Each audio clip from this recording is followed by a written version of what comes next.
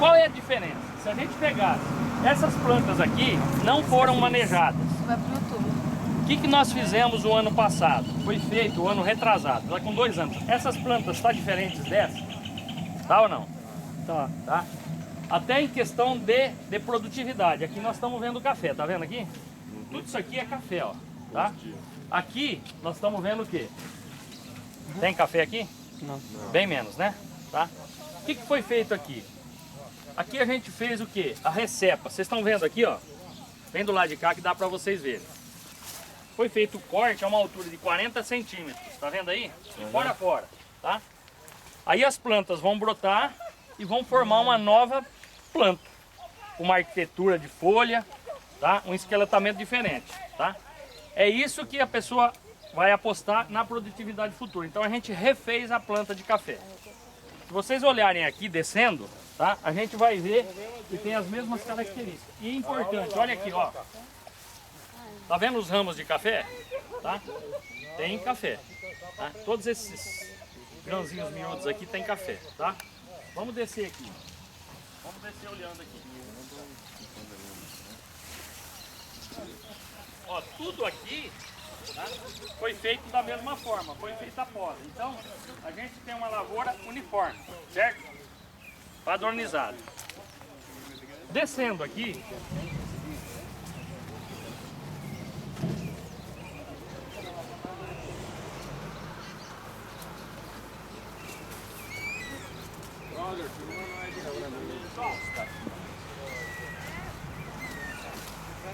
essas plantas aqui tiveram um manejo diferente.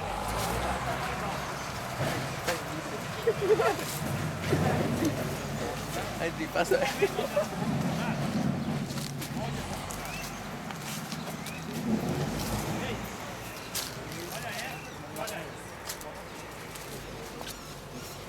Como é que chama isso aqui? Decote. Isso aqui, recepa. Então quando é cortado embaixo, como é que chama? Recepa. Que altura mais ou menos? 40 centímetros do chão. Quando é cortado aqui no meio, como é que chama? Decote. Tá? Lembra do decote. Tá certo? Então é mais ou menos na altura. Quando que a gente faz um e quando que a gente faz outro? Essa planta aqui hoje, por exemplo, olhando para essa planta aqui, ela tem estrutura de produção? Nenhuma, né? Nenhuma. Se você cortar ela aqui de novo, você acha que ela vai responder? Não. Aonde ela teria que ser cortada? Exatamente, né? Então essa planta aqui merecia agora o quê? Uma recepa ou decote? Recepa. Por quê? Porque eu não tenho estrutura de formação de produção aqui. O que produz? A saia que a gente chama, né? É essa parte de baixo. Decote, saia, Porque o café, o arábica, ele tem essa característica, ok? Então você tem que fazer essa parte aqui. Então você tem que fazer o quê? A recepa, ok? Deu para entender ou não? Deu. Agora, se vocês olharem aqui, né? A gente olha aqui, o que acontece com o espaço dessas plantas? Tá fechado. Quando tá fechado, vem muita luz? Não, Não. Café precisa de luz para fazer fotossíntese? precisa. Então o que acontece com a produção? Diminui. Então o que a gente teria que fazer? Aumentar a aeração. Com isso a gente vai reduzir a incidência de pragas e doenças, tá? Principalmente fúngica. Fungo gosta do quê? Umidade, não é isso? Quando você fecha muito, você faz um sombreamento excessivo. Com isso você reduz a penetração de luz, aumenta o quê? A proliferação do quê? De doenças, ok?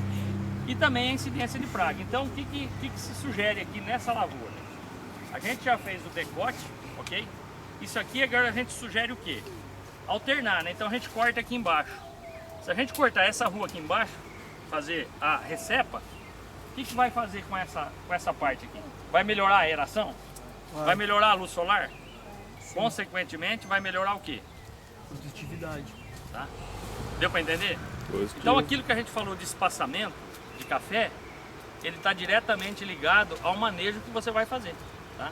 Essas plantas aqui são Mundo Novo, elas são de porte alto, tá? Porte alto e de largura também bastante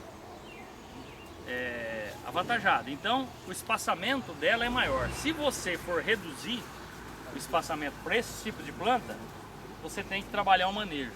Para quê? Para que ela possa ter produtividade. Senão não adianta nada você ter um monte de, tem um monte de pé de café aí você olha aqui, ó. Tem café aqui? Não. Hã? Vale a pena? Negativo, né, professor? Entendeu? Então não adianta. Tá? Fala pra eles. Não Um uma outro aula lá de fator, café. né?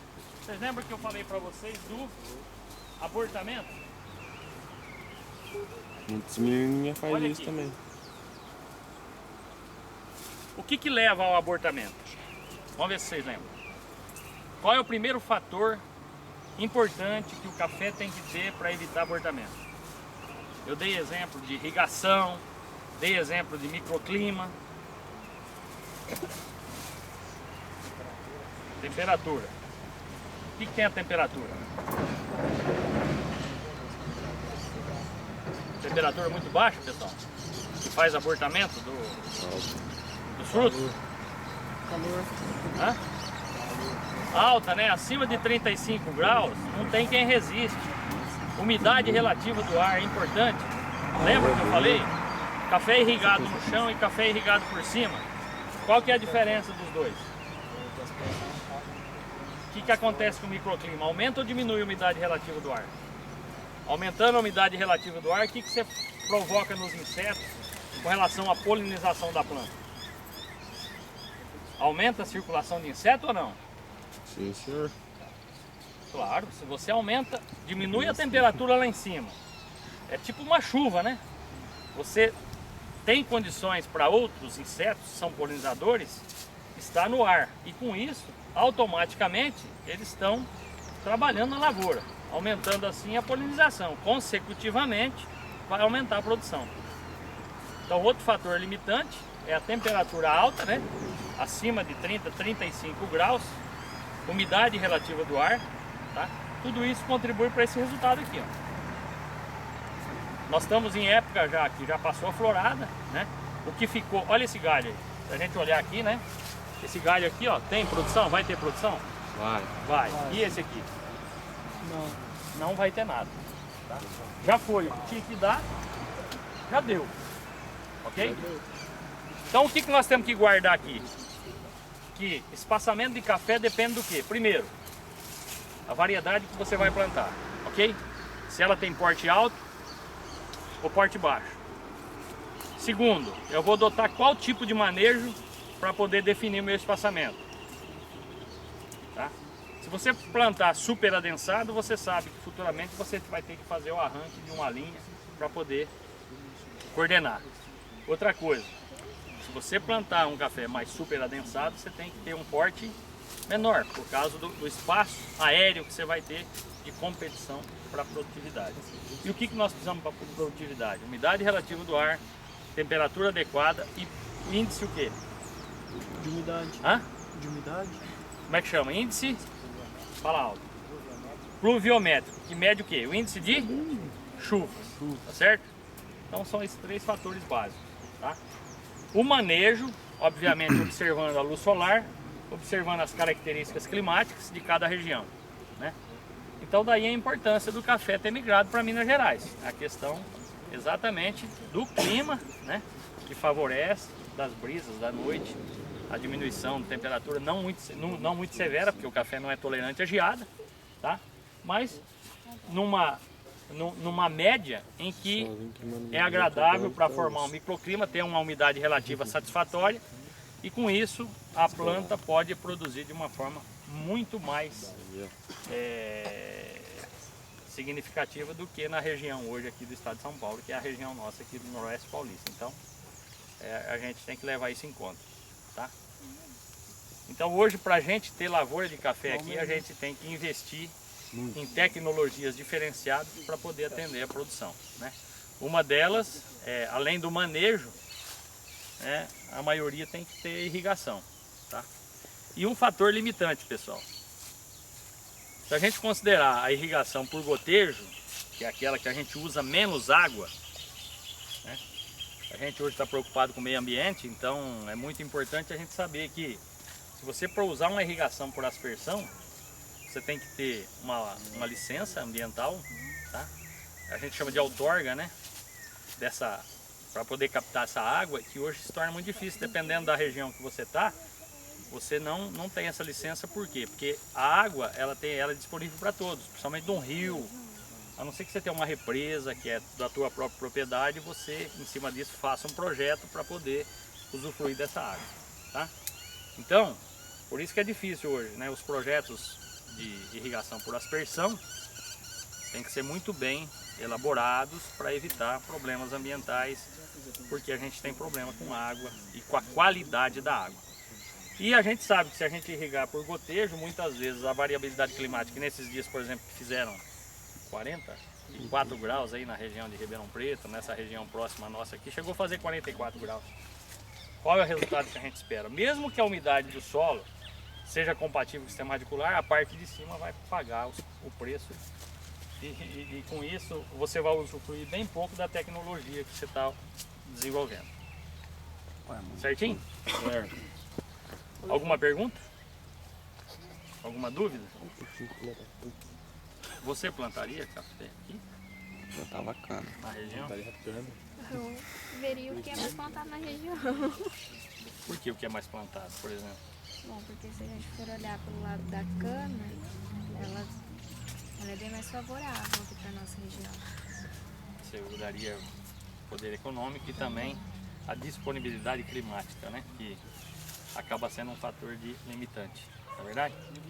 Tanto é que a gente tem aqui na escola, eu acho que deve ter, se tiver 1.000 pés de café aqui. E é da década de 90, viu, Walter? Já Café tem um que foi plantado- tempinho. Hã? Já tem um tempinho. Tem um tempinho. Plantado pelo próprio professor Norson. É, por aí, com certeza. Essa lavoura foi plantada pela gente aqui. Uhum. Essa aqui é aquela lá.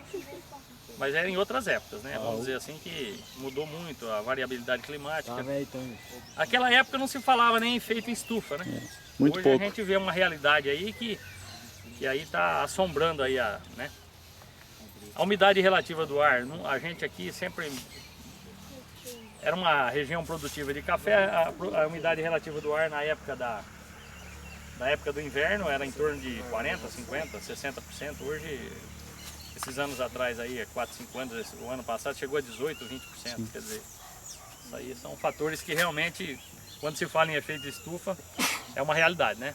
E é isso aí, a gente tem que ficar atento porque vai mudar muita coisa, né?